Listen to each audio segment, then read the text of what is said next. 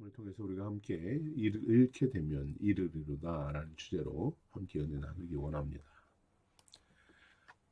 애굽은 물론 가나안 일대의 기근으로 심해서 야곱의 가족은 곡식을 구하기 위해 다시 애굽으로 내려가야만 했습니다. 그러나 요셉의 형제들은 애굽으로 가는 것을 매우 힘들어하지요. 거기에 몇 가지 이유가 있습니다. 요셉의 형제들은 애굽을 다스리는 총리를 만나는 것이 불쾌한 일이었죠. 과거를 기억하게 하고 죄를 깨닫게 하니 얼마나 힘들고 불쾌하겠습니까? 또한 총리를 만나기 위해서는 정탐꾼이라는 누명을 벗어야만 했습니다. 그러기 위해서는 반드시 또 베냐민을 데리고 가야 하지요. 그들의 아버지 야곱도 베냐민을 데리고 애굽에 가지 못하게 했습니다. 그리고 또한 그들조차도 애굽 총리 앞에 서는 것이 큰 어려움이었죠. 그런데 야곱의 10명의 아들들은 곡식을 구하기 위해서 애굽으로 가는 것을 처음부터 아예 원하지를 않았습니다. 42장 앞장 말씀을 보면 1절에 이렇게 기록되어 있어요. 그때에 야곱이 애굽에 곡식이 있음을 보고 아들들에게 이르되 너희는 어찌하여 서서 바라보고만 있느냐 말을 합니다. 가뭄으로 힘든 시기를 보낼 때에 야곱은 애굽에 곡식이 있다는 소식을 들어요. 당장 70여 명이 되는 가족들의 생계가 시급하고 야곱은 아들들에게 애굽에 가서 곡식을 사오라고 시키지요. 그런데 그들은 애굽에 내려가는 것을 망설이고 껄끄러워합니다. 그들의 태도의 원인을 알 수 없는 야곱은 아들들을 꾸짖지요. 어찌하여 서로 바라만 보고 있느냐? 왜 가만히 있느냐? 빨리 갔다 와라 라고 책망하는 것입니다. 말씀에서 알 수 있듯이 야곱의 자녀들은 애초에 처음부터 애굽에 가고 싶어 하지 않았습니다. 왜 야곱의 자녀들은 애굽에 내려가는 것을 망설이고 기피했나요? 10명의 형제들에게 애굽은 어떤 곳입니까? 20여 년 전의 사건을 떠오르게 하는 장소이지요. 창세기 37장을 보면 야곱의 10명의 아들들은 애굽으로 내려가는 장사꾼들에게 요셉을 팝니다. 노예로 끌려간 요셉이 여전히 살아있다면 애굽 어느 곳에선가 여전히 노예로 종으로 고통을 겪고 있으리라 여겼을 것입니다. 그래서 요셉의 10명의 형제들에게 애굽은 과거의 죄와 악행을 기억하게 하는 장소입니다. 껄끄럽고 불편한 장소이지요. 그들의 인생 속에서 애굽은 생각하고 싶지도 않은 곳이에요. 요셉 사건을 떠오르게 하는 땅이기 때문입니다. 자신들의 수치와 부끄러움, 죄책감에 사로잡히게 하는 장소입니다. 그동안 20여 년 동안 모든 것을 잊어버리고 있었습니다. 덮어놓고 살았습니다. 없었던 것처럼 잘 지내왔지요. 삶에서 지워버리고 싶은 과거였습니다. 떠올리고 싶지 않고 그리고 쳐다보고 싶지도 않은 땅입니다. 그런데 하나님은 기근으로 그들을 애굽 땅으로 보내십니다. 마지못해서 애굽에 와서 곡식만 사가게 하지요. 사가겠다고 합니다. 그리고 돌아가려고 내려갑니다. 그러나 어땠습니까? 그들이 기대하고 계획한 대로 원하던 대로 이루어지지를 않습니다. 원하지 않는 사건이 그들에게 일어나지요. 총리가 된 요셉에 의해서 형제들은 정탐꾼으로 몰리고 감옥에 갇히고 고된 고통을 겪습니다. 형제 중에 하나는 또 그곳에서 포로로 남겨져 있습니다. 무엇보다 이런 과정에서 형제들은 요셉을 떠올리게 되고 자신들의 죄를 자백하고 회개하고 뉘우치게 됩니다. 무거운 발걸음으로 다시 가나안으로 돌아온 것입니다. 두렵고 치욕스러운 것이지요. 수치스러운 여정입니다. 그런데 이런 곳으로 다시 돌아가야만 해요. 그들에게 주어진 현실은 어떻습니까? 오늘 말씀 현실을 보면 모든 곡식이 떨어져 갑니다. 다시 애굽으로 내려가야만 하는 것이죠. 한두 명이 갔다 올 수도 없어요. 모두가 함께 내려가서 다시 애굽의 총리 그를 만나야 합니다. 특히 총리의 요구대로 야곱이 생명같이 여기는 베냐민을 데리고 가야 합니다. 야곱이 절대적으로 반대하고 거부하는 그 일을 어찌 행할 수 있을까 고민입니다. 계속된 기근으로 현실적으로는 더 이상 가난해서 버틸 수 없는 상황입니다. 어려운 환경이 되죠. 시간도 촉박합니다. 가족들은 굶주려 갈 것이 자명합니다. 또한 그들 자신도 애굽에 다시 가고 싶지 않은 마음이 간절합니다. 어떻게 해야만 할까요? 여러분, 우리의 삶도 이와 같을 때가 얼마나 많습니까? 앞뒤가 꽉 막혀 있고 하고 싶지 않아도 해야만 하고 그걸 하면 왠지 마음에 불편하고 그러나 안 할 수는 없는 그러한 일들 참 난감한 이러한 상황들이 얼마나 많습니까?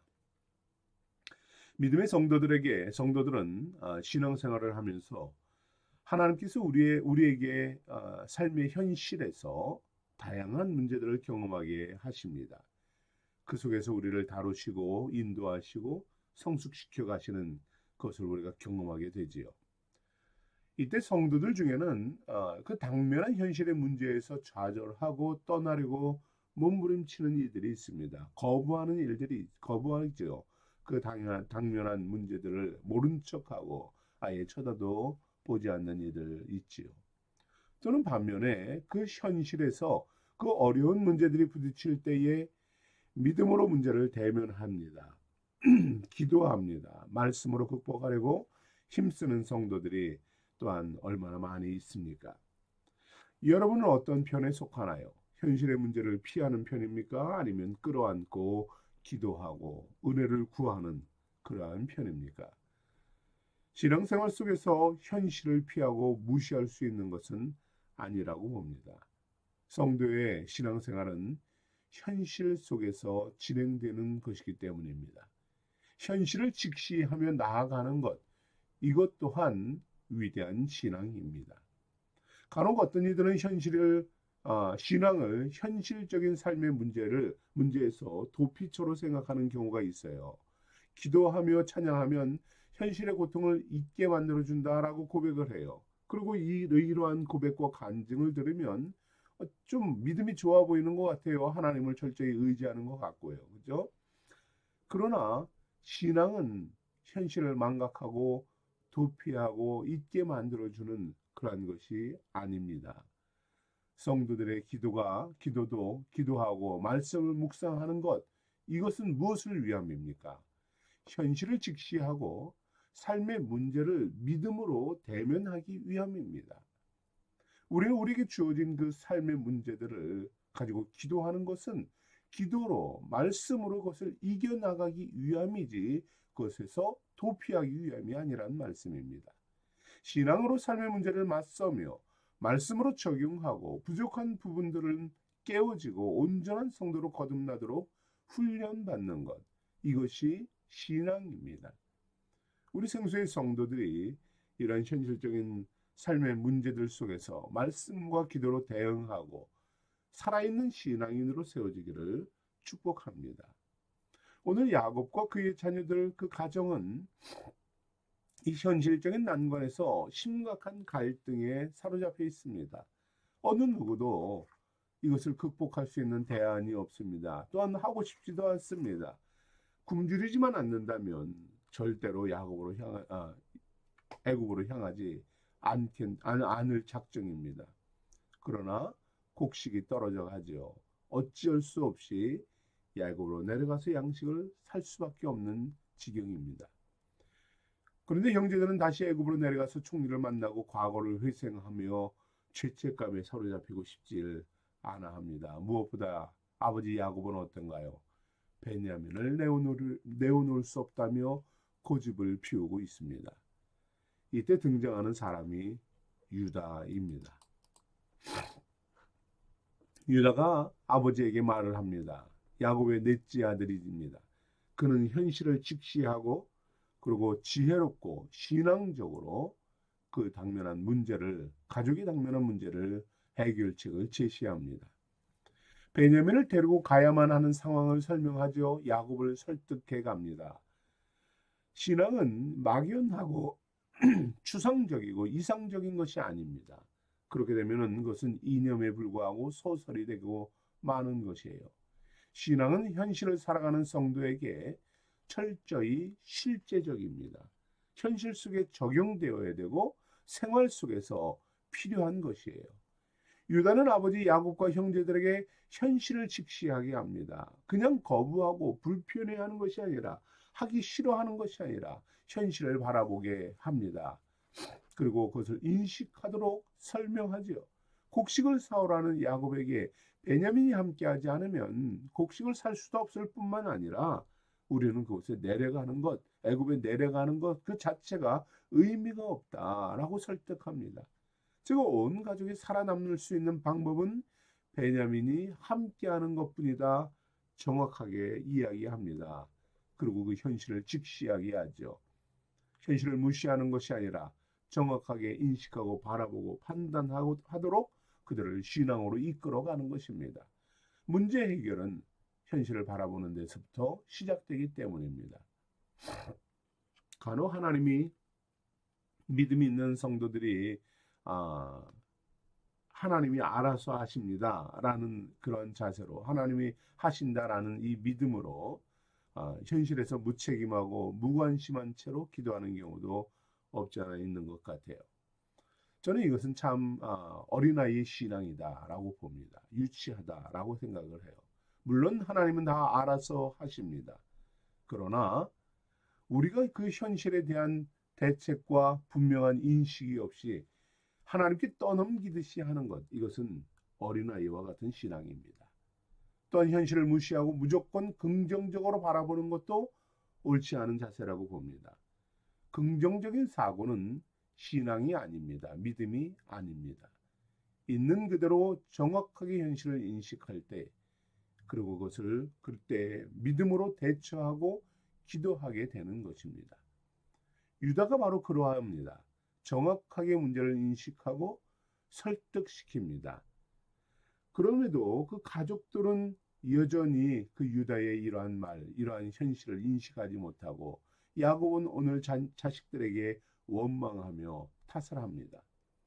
6절의 말씀을 보면 너희가 어찌하여 너희에게 아우가 있다고 하여 나를 괴롭게 하느냐라고 말합니다.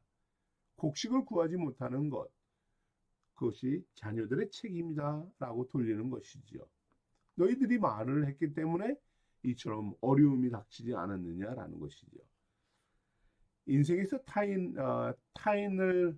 타인에게 모든 책임을 전가하는 이 야곱의 그 세속적인 모습이 다시금 나옵니다.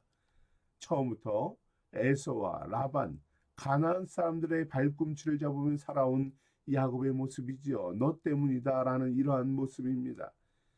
야복강가에서 하나님과 겨루어서 믿음으로 이겨냈지만, 그래서 이스라엘이라는 이름을 얻었지만 야곱은 어려움이 닥치니까 그 이스라엘이라는 그 가치는 온데간데 없이 사라져 버립니다. 다시금 옛 사람, 세속적인 사람, 야곱의 모습 그대로 그는 말하고 생각하는 것을 보게 됩니다. 다시 한번 유다가 문제 해결을 위한 온전한 신앙의 모델을 보여줍니다.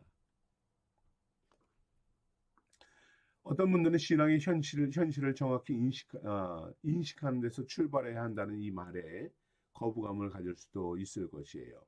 왜냐하면 세상적인 사람들과 다르지 않기 때문이죠.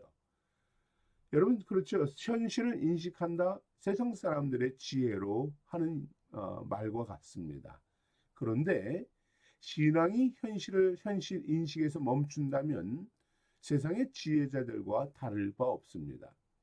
그러나 오늘 유다는 이 신앙인과 세상 사람들의 방식에 근본적인 차이점이 있다는 사실을 우리에게 보여줍니다. 우리가 현실을 인식하지만 거기서 멈추는 것이 아니라 오늘 유다와 같이 이것을 신앙적으로 나아가야 되는, 신앙적으로 발전시켜야 되는 그런 관점으로 현실을 바라봐야 하는 이러한 모습이 필요한 것이지요. 오늘 유다는 9절에서 이렇게 말합니다. 온전한 선을 이루기 위해서 자기 희생과 헌신으로 그는 믿음으로 결단하는 이 고백을 합니다. 내가 그를 위하여 담보가 되오리니 아버지께서 내 손에서 그를 찾으소서. 내가 만일 그를 아버지께로 데려다가 아버지 앞에 두지 아니하면 내가 영원히 죄를 지으리이다. 당면은 현실적인 문제 앞에서 그것을 해결하기 위해서 베냐민이 필요하지요. 베냐민이 없으면 애굽에 내려가는 의미가 없습니다.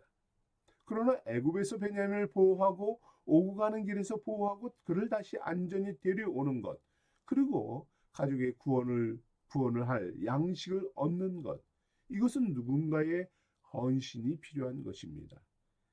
모든 것을 신실하게 책임지고 성실히 감당하는 자로 유다는 자신을 내려놓습니다. 헌신합니다.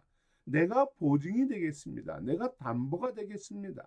이 문제를 해결하고 가족의 생명을 구원하는데 나를 희생하겠습니다. 라고 그는 결단하는 것입니다. 그렇습니다. 이 세상 사람들과 신앙인의 차이점이 무엇입니까? 현실을 인식하고 세상 사람들은 그 현실을 대처할 수 있는 세상적인 방법을 찾습니다. 그러나 신앙인들은 어떻습니까?